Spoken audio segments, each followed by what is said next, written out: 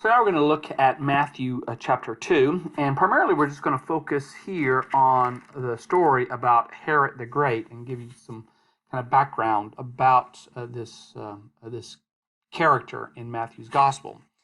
So Herod is a historical individuals, and we have other sources that help us to understand Herod and his reign. So a little bit about Herod and his family.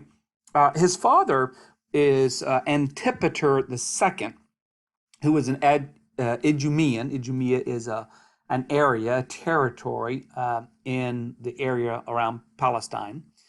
And Antipater was a kind of a wealthy, um, you know, tradesman or a wealthy um, merchant who ended up supporting Hyrcanus II as high priest. Now, John Hyrcanus is second, is belongs to this family known as the Maccabees, the Hasmonean family. And when his father died, his Alexander Jannaeus, when he died, he left the kingdom, um, this kind of Jewish vassal state. He left that to his wife, who ran it, and so she had two sons. And John Hyrcanus is the older of the two sons, and so and Aristobulus is the younger. John Hyrcanus became high priest, and Aristobulus was kind of like more military. But Aristobulus wanted to really be the king, and so he warred against his brother. There was a bit of a civil war that took place in the first century BC over this area, over who would rule over Judea, and so over this kind of kingdom, this Hasmonean kingdom. And in support of this, Antipater gave his support to John Hyrcanus, and he kind of brokered the help of Rome to Hyrcanus. Rome had originally supported Aristobulus, but then Aristobulus doubted Rome's genuine support and ended up, betraying Rome, and then so Rome went with John Hyrcanus. But because of Antipater's key role in negotiating this support, when Rome kind of came in to exercise direct control over the area, um, Antipater's sons were given control. So, first of all, Antipater himself was recognized as an administrator of Judea in 48 BC. And so, at the age of 25, Herod, so one of the sons of Antipater, the younger son, becomes governor of Galilee. And his older brother becomes the kind of the governor or the ruler for Jerusalem and Judea in the south. So Herod is up there in the north, and his older brother, is in Jerusalem, Judea. So then here is kind of a breakup of Herod's family. So basically, kind of give you a sense, because there's going to be a line of Herod the Great. Herod will then eventually show that he's a more adept ruler, and his brother is going to show himself to be not so good of a ruler, and Herod is going to end up getting control of the south of Jerusalem and Judea, as well as Galilee. So about Herod's death, you see here on this chart that I have that he dies about 4 BC. And so Herod ends up marrying lots of different women and having children with these different women, and so that gets kind of confusing. Herod, comes from Idumea, so he's basically an Idumea. He's not a Jew, but he is the Jewish king, or he is the king over the Jews. So, through one of the things that happens is Herod decides to kind of support his claim to be a king of the Jew by marrying a Jewish princess. In other words, somebody from the Hasmonean family. And when you see this list, Merimee, this is the second one. So Doris is one of his first wives, and then he dumps her and has Merimee. But and so he marries this Jewish princess, and they have two children, Aristobulus and Alexander. So then but he thinks that Merimee is going to try and take his throne with the sons, and so he ends up having them killed. So you see that they die in 7 BC, but Herod the Great dies in 4 BC. So a few years before Herod dies, he has his sons killed because he thinks they're trying to take his throne. Then, but before Aristobulus dies, he has children. So he has another Herod. He has a Herodias, and then he has another Herod, Herod Agrippa, and Herod Agrippa becomes a ruler later on in the book of Acts. And Herod Agrippa has children. He has a daughter, Bernice, and he has Herod Agrippa II, who also appears in the book of Acts. So you can see the kind of the line through this one, through Merimee, of people who can kind of claim ancestry to this Hasmonean family. But he also marries Malchus, who's a Samaritan, and he has two children through that, Herod Antipas and Archelaus. So these two brothers are going to fight once Herod the Great dies.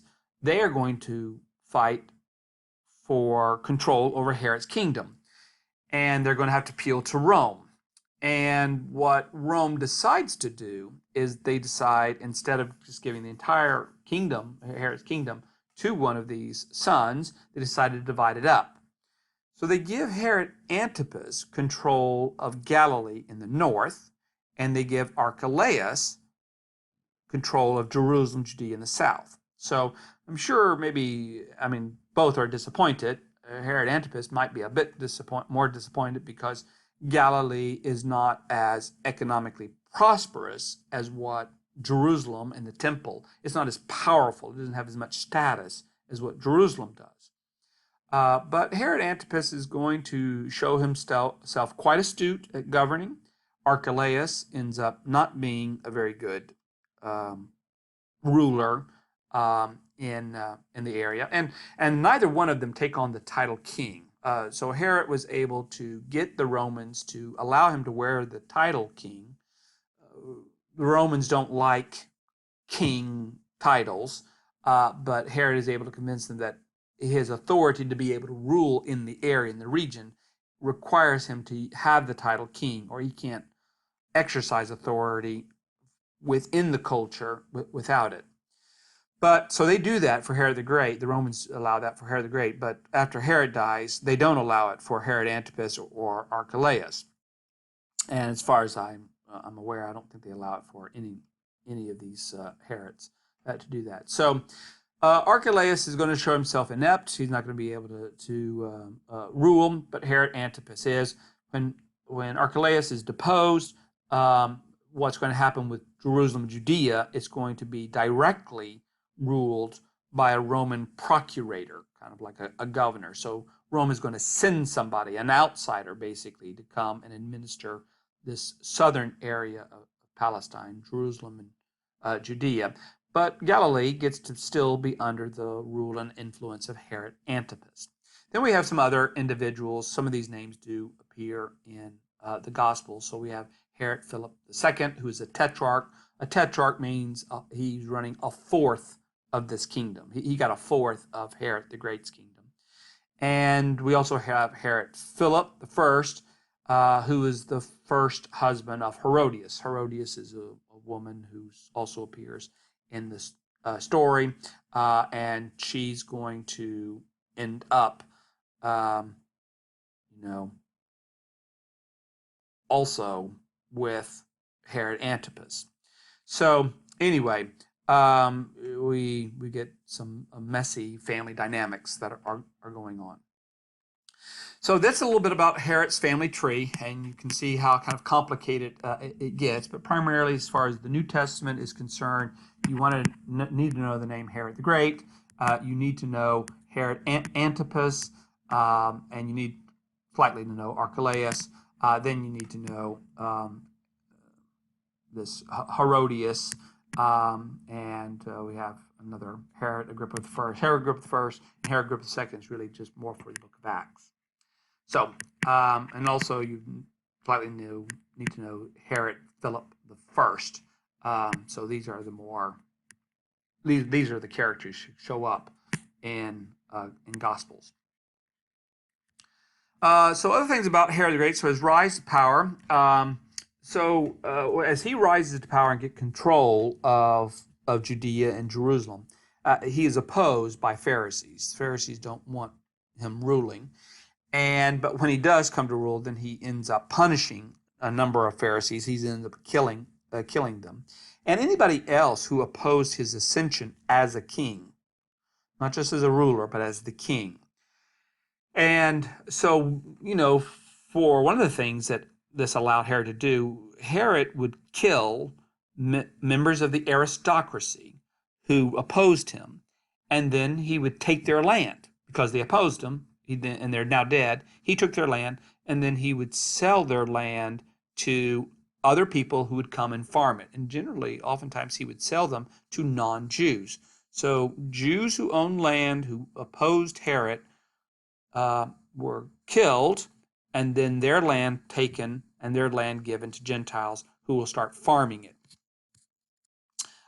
So he ends up executing about 45 members of the aristocracy. This shows kind of the scale of his suspicion of those who oppose him. He ends up killing his own brother-in-law, Aristobulus. He ends up killing his wife, Merimee, who's this Hasmonean princess I mentioned. And he ended up killing his sons. So Herod is a violent person. And so the story in Matthew chapter 2 of him killing infants, while we have no historical evidence that occurred, it certainly fits the pattern of the Herod that we see and know from other sources. So some other things about Herod the Great, one of the reasons why he is great is of his building activities. So Herod became a very wealthy ruler, and that's indicated by something of the taxes that he had to pay to Rome every year. But we see some of his ability to expand by the things he built. So he built theaters, he built amphitheaters, he built hippodromes. Hippodromes are places where you race horses. And these are very Gentile type of things. I mean, Jews, they didn't have theaters, they didn't have amphitheaters, they didn't have hippodromes. This is a Greek influence. And Herod is building things in Palestine that would be attractive to Gentiles or would be seen by Gentiles as showing that you are a more civilized people, and would be something that then they could come and they could participate in these things and feel more at home.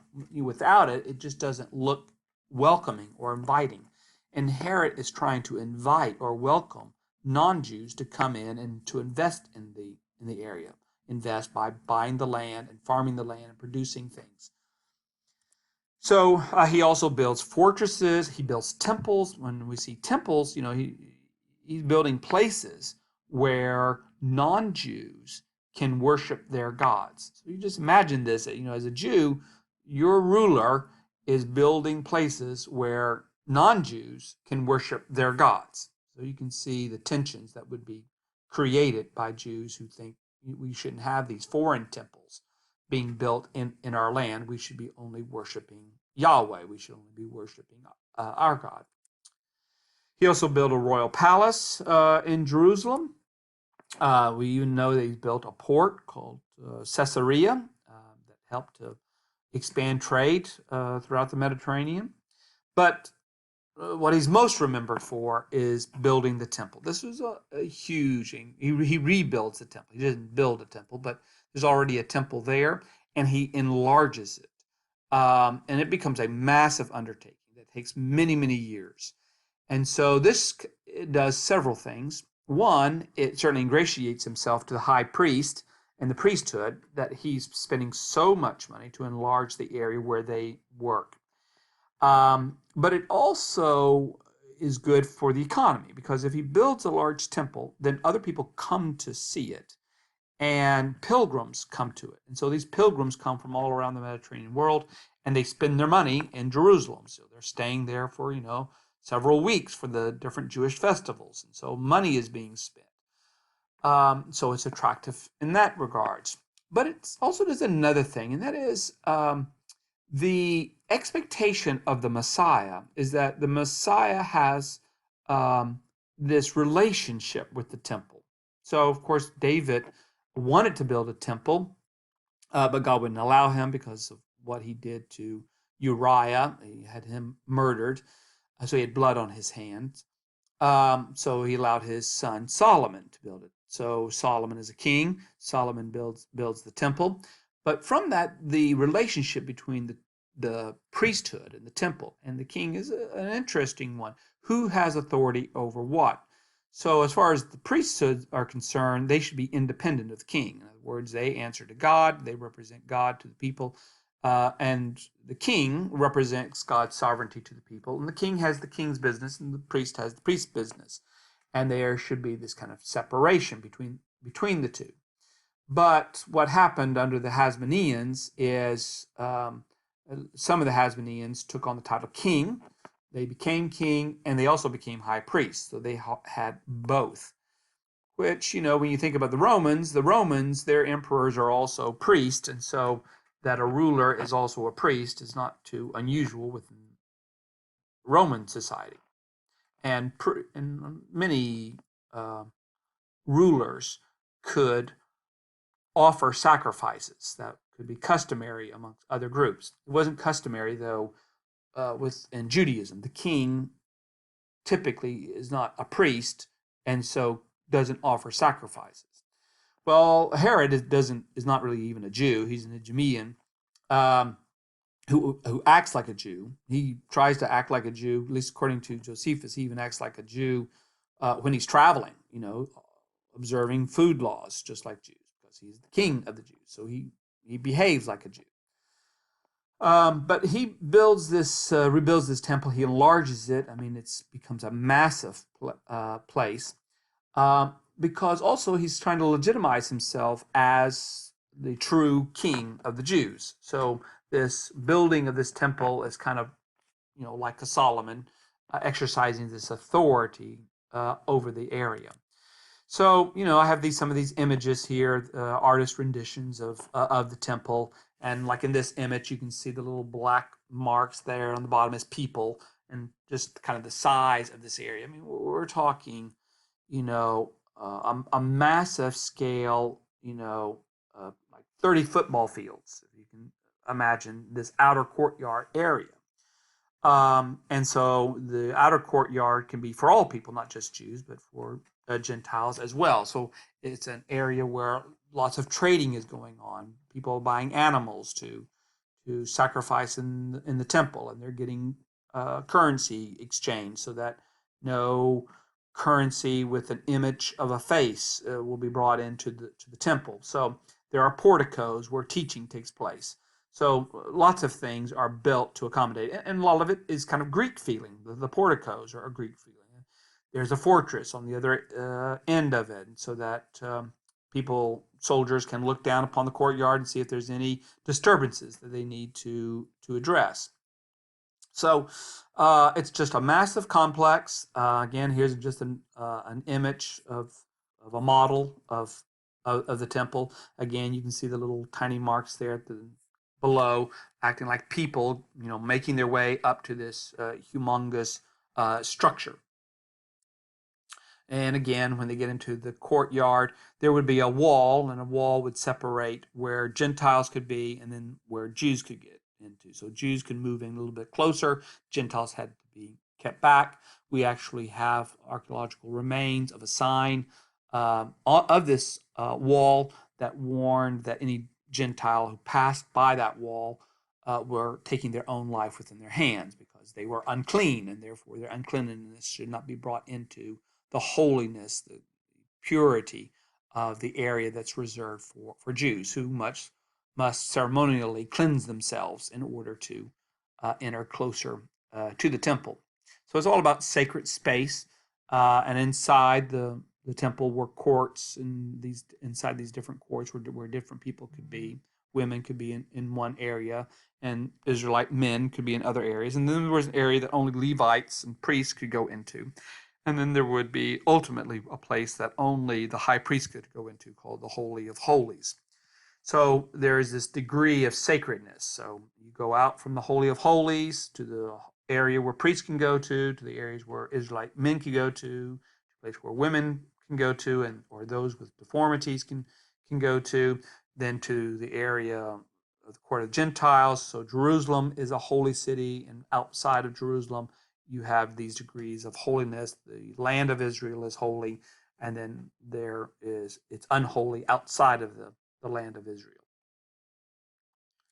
So finally, with just kind of a map of Herod's kingdom, give you a visual picture of this. Well, we have Judea there in the south. He has Samaria. He has Galilee up there in the north, above Samaria. He has this Idumea there south of Judea. This is where Herod the Great father came from. Trachonitis is another area or region off there to the side of the kingdom. So Perea, you see these other areas mentioned that connects Herod Antipas as well, and the area of Philip. But so after Herod's death, which happened sometime between 6 to 4 BC, his kingdom is divided up then among his sons, with Archelaus getting Judea and then Antipas getting Galilee. And so we'll probably talk more about Herod Antipas as we look at Jesus' activity in Galilee, especially as he interacts with situations that Herod Antipas has created, basically extending the programs of his father. So that gives you a background of the key character in Matthew chapter 2. And Matthew chapter 2 is there. What Matthew is doing is he's setting the conflict that Jesus has with really Roman authority, since Herod is the representation of Roman authority, but God's providential care. Whereas this Roman ruler is going to seek to kill Jesus, God prevents that from happening. And the story itself has some reminiscence of the story of Moses. So in a sense, what's happening is Matthew is presenting Jesus kind of like a Moses character. So just like Moses was protected from the Pharaoh who tried to kill children, here is Jesus being protected when Herod is trying to kill children. And so God's divine providence over his anointed, over his chosen one. So God is with his anointed. God is with his chosen. So just like he's going to be with Jesus, so too he's going to be with his people even when they are threatened by Rome or any hostile force. They may end up dying, but nevertheless, God is still going to be with his people despite what may happen. And so that's introduction to chapter 2.